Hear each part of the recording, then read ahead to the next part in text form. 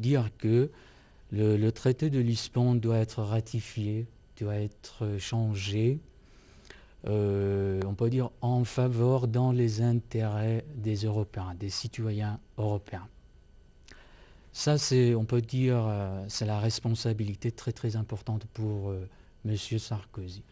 Puis alors, si on passe, alors on doit passer euh, à l'autre défi qui attend de M. Sarkozy, c'est la question de l'élargissement de l'Union européenne, notamment en ce qui concerne la Turquie.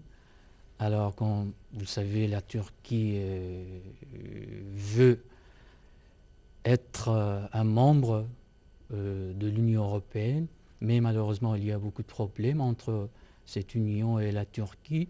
Alors, M. Sarkozy a dit Mais sur que... ce dossier, M. Hassani, Oui, il paraît que M. Sarkozy change de position. Alors, ouais, tantôt, il soutient les négociations d'adhésion de la Turquie d'Ankara à l'Union des 27, oui, mais tantôt, alors, il préfère, il s'est dit vivement opposé à cette adhésion, voilà. à l'intégration de la Turquie, et en contrepartie, il propose toujours, alors, disons, des négociations, peut-être une situation privilégiée en proposant l'adhésion de la Turquie Oui, à tout à fait. l'Union méditerranéenne. Oui, tout à fait. Eh bien, comme vous l'avez mentionné, c'est que avant son élection présidentielle, M. Sarkozy a insisté, on peut dire, sur l'adhésion de la Turquie à l'Union européenne, mais après, alors, il a changé son opinion et il a dit que, c'est-à-dire, il a montré son hostilité, on peut dire, à l'adhésion de la Turquie. Eh bien, alors, on peut dire Donc, d'autres choses. De Dublin, M. Sarkozy rentre Oui. bredouille. Alors, un échec, un Mhm. premier revers Oui. pour une présidence qui a mal démarré.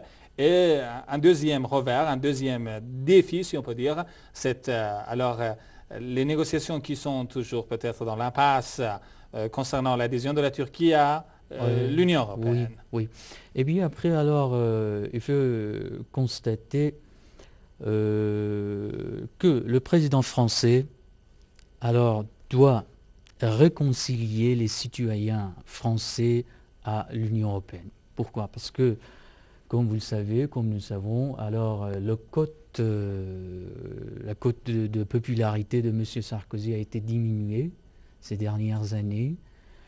Et puis, alors, on peut dire que les Français, alors, ne sont pas sûrs que M. Sarkozy puisse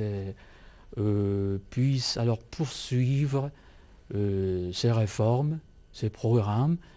Et voilà pourquoi M. Sarkozy, en tant que président français de l'Union européenne, euh, doit alors s'occuper tout simplement de la réconciliation des citoyens français, hein. Bon, on peut dire d'autres choses à ce propos, c'est que l'agenda international est également très chargé alors en 2008, puisqu'on peut alors mentionner les élections qui s'est passé à la Russie, en Russie, et puis alors les élections qui se passera aux États-Unis. Eh bien, M. Sarkozy, la présidence française de l'Union européenne, euh, en tant que président français de l'Union européenne, alors doit entamer, c'est-à-dire, comment dire, doit nouer les premières relations de l'Union européenne avec Medvedev et aussi avec le nouveau Le président, prochain voilà, le président prochain, américain. voilà, très bien. Et puis alors, si vous permettez, je dois alors aussi préciser que cette année alors est marquée par la tenue des Jeux olympiques. Alors, en ce qui concerne des violences qui se sont déroulées au Tibet, pardon, alors en général, les Européens ont montré leur inquiétude à propos des manifestations, à propos des violences au Tibet.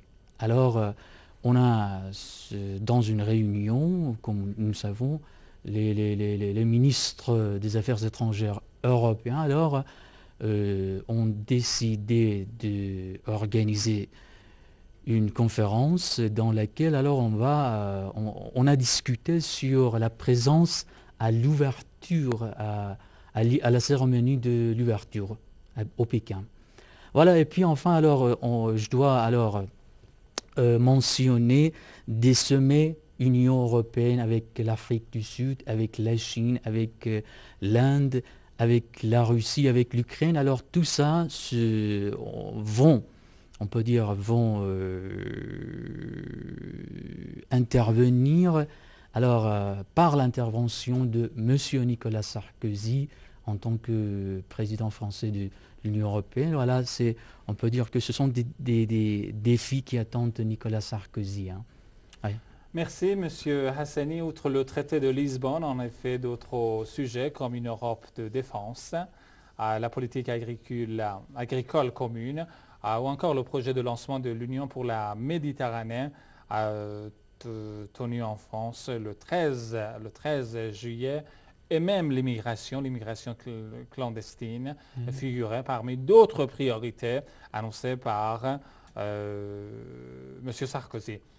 La question qui se pose est de savoir est-ce qu'il arrivera à concrétiser de tels plans ambitieux au bout de 6 mois de sa présidence sur l'Union européenne.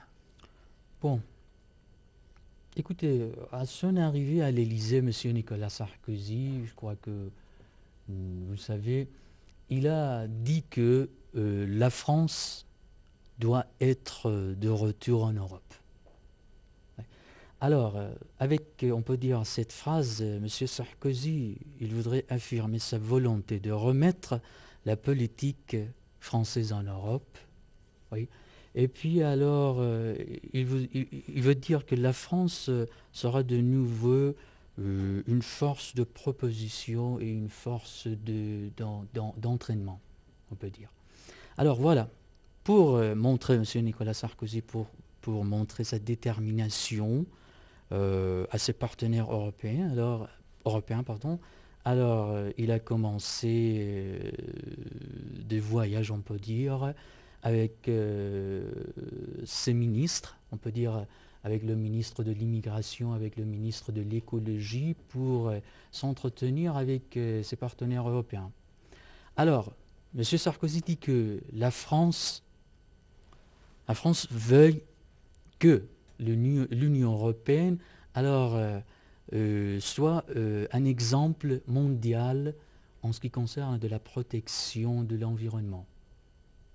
Et puis alors, je ne sais pas si vous connaissez, vous savez, dans la conférence de Besnan, alors qui se déroulerait en décembre 2008, on peut dire que ce serait la dernière chance pour la France, notamment pour monsieur, on peut pas dire pour la France, on peut dire pour l'Union européenne, afin de trouver un accord en ce qui concerne la mise en place et la mise en exécution du protocole de Kyoto. Alors, nous savons bien que les États-Unis, l'Amérique, l'Amérique n'a pas encore signé le protocole de Kyoto. Eh bien, on peut dire que l'Union européenne, c'est-à-dire M. Nicolas Sarkozy, dit que l'Union européenne doit réduire la consommation de l'énergie, et puis alors il doit promouvoir les renouvelables, on peut dire tout simplement. Voilà. Alors, M. Sarkozy, avec ses ministres, insiste sur la lutte contre le changement climatique. Oui. Et puis, il dit que la lutte contre le changement climatique doit être menée sans nuire aux intérêts de la compétitivité des entreprises européennes. Voilà. Et concernant le dossier de l'immigration que M. Sarkozy en effet cherche à étendre sur toute l'Union européenne. Oui, justement. Alors, le ministre de l'immigration,